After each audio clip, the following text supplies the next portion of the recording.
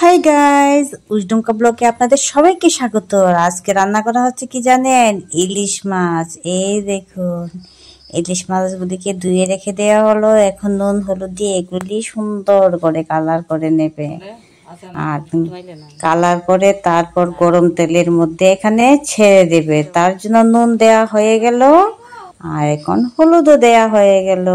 এখন মা এগুলি সুন্দর করে মেখে নেবে, নিয়ে গরম তেলের মধ্যে ছেড়ে দেবে লাল লাল করে ভাজার জন্য। এই দেখুন সবগুলি ছেড়ে দিল গরম তেলের মধ্যে। আর তেলটি কিভাবে ফুটফুট ফুটফুট করছে দেখছেন গরম তেলের মধ্যে ছাড়া দিতে। আপনারা কারা কারা এইভাবে খেয়ে খান আমাকে কমেন্ট করে অবশ্যই বলবেন। বেশিরভাগ মানুষই ইলিশ মাছ ফাঁপা খেতে ভালোবাসে, আর আমরা ফাঁপা বানাইনি কেন জানেন?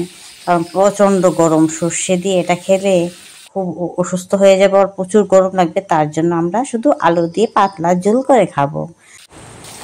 মাছগুলো দেখুন ভাজা হয়ে গেল। সেই তেলের মধ্যে দুটা পেঁয়াজ কুচি করে দিয়ে দিলাম।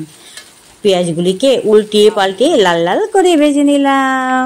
দেখুন কি সুন্দর লাগছে না? ফুটফুট করছে, তেলগুলি ডান্স করছে, ভালো লাগছে না? তার মধ্যে সিদ্ধ করে রাখা আলুটাও ছেড়ে দিলাম, দিয়ে জিরে, ধনিয়ে, শুকনো লঙ্কার গুঁড়া, কালারের জন্য হলুদ, স্বাদ মতো নুন দিয়ে হালকা আছে সবটাকে ভেজে পরিমাণ মতো জল দিয়ে দিলাম। জলগুলি ফুটতে ফুটতে এদিকে ভেজে রাখা মিষ্টি জোড়া একটু মা শিলনোড়াতে বেটে নিচ্ছে। এটা তো পরিমাণে কম, তাই গ্রাইন্ডার মেশিনে দেয়নি।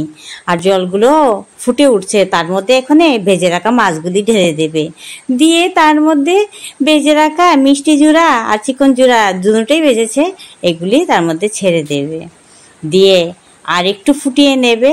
ফুটিয়ে ভালো একটা সুন্দর ইলিশ মাছের ফ্লেভার চলে আসবে, আর ভাজা জিরা, তারপর নামিয়ে ফেলবে। দেখুন ভাজা জিরাটাও দিয়ে দিল তার মধ্যে। এখন আর একটু ফুটে গেলে সুন্দর একটা ফ্লেভার আসবে, তারপর নামিয়ে ফেলবো। কারা কারা পছন্দ হয়েছে এই রেসিপিটা কমেন্ট করে করে কিন্তু জানাতে ভুলবেন না।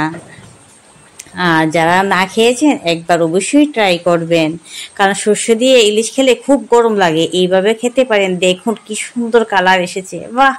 আমি তো বলতেই পারছি না, খেয়ে নিতে ইচ্ছে করছে। বাহ, দারুণ লাগছে দেখতে না? রেডি হয়ে গেল, আর এখন গরম ভাত দিয়ে খেয়ে নেব। আর আজকের ভিডিওটা এখানেই শেষ, টাটা।